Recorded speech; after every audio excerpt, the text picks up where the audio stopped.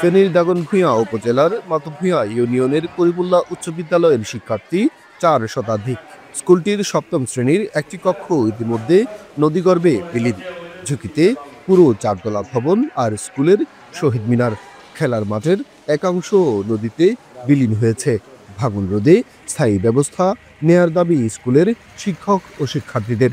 এই নদী ভাঙনের কারণে আমাদের স্কুলের একটি ভবনের এক অংশ প্রায় নদীতে বিলীন হয়ে গেছে। এর পাশাপাশি আমাদের শহীদ মিনারটাও নদীতে বিলীন হওয়ার পর্যায়ে রয়েছে। অত্র বিদ্যালয়ের একটিমাত্র খেলার মাঠ রয়েছে, যেটি পুরো ইউনিয়নে খেলার মাঠ হিসেবে পরিচিত এবং প্রাইমারি স্কুল সহ বিভিন্ন বিদ্যালয়ের খেলার অংশগ্রহণমূলক অনুষ্ঠানগুলো এই মাঠে হয়।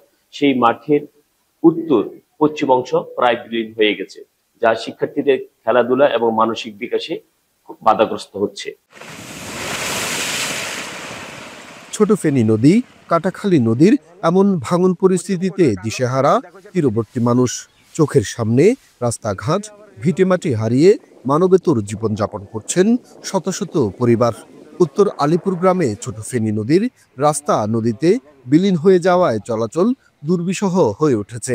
এছাড়া মোমারেজপুর গ্রামের বেগের বাজার থেকে বটতলা বাজার সড়কের 4 কিলোমিটার অংশেও ভাঙন ভয়াবহ রূপ নিয়েছে। ঝুঁকিতে পড়েছে মিয়াজির ঘাট ব্রিজ, স্কুল, মসজিদ সহ গুরুত্বপূর্ণ স্থাপনাও।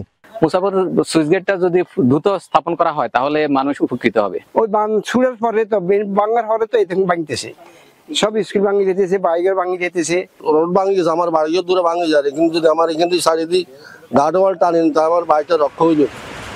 পানি উন্নয়ন বোর্ড বলছে ক্ষতিগ্রস্ত এলাকা পরিদর্শন করেছেন তারা, আর ভাঙন রোধে প্রকল্প পরিকল্পনায়ও আছে বলে জানিয়েছেন কর্মকর্তারা। স্বল্প বাজেটে একটা কাজ করতেছি, এটা আসলে আমাদের স্থায়ী সমাধান না। আমাদের স্থায়ী সমাধান সেটা হচ্ছে মুসাফর ক্লোজার ঠিক হলেই আমাদের স্থায়ী সমাধান হবে। বিশ্ব ব্যাংকের অর্থায়নে এখানে প্রায় 6.5 কিলোমিটার প্রজেক্ট ওয়ার্ক হবে। এটার জন্য ইতিমধ্যে প্রাক্কলন করা হয়েছে। খুব তাড়াতাড়ি দরপত্র আহ্বান করে এই কাজ শুরু হবে, যাতে এই কাজের শুরু হওয়ার মধ্যেও যাতে কোনো ক্ষয়ক্ষতি ব্যাপক না হয়, এজন্য আমরা জরুরি ভিত্তিতে ব্যবস্থা নিচ্ছি। ভাঙন রোধে আশ্বাস নয়, এলাকাবাসী চান দ্রুত এর স্থায়ী সমাধান। দাগনভূঞা বেকের বাজার জর্বাপুকুর সড়ক, এই সড়কটি দিয়ে প্রতিদিন 20,000-এর বেশি মানুষ চলাচল করে। গত কয়েকদিন আগেও এই সড়কটি অক্ষত থাকলেও এখনো তা নদীগর্ভে বিলীন হয়েছে। স্থানীয়রা বলছেন অস্থায়ী 9-6-এর কাজ নয়, মুসাফর ক্লোজার নির্মাণের মাধ্যমে স্থায়ী সমাধানই দিতে পারে এই অঞ্চলের মানুষের দীর্ঘদিনের ভোগান্তির সমাধান। সোলাইমান ডালিম, এখন ফেনী।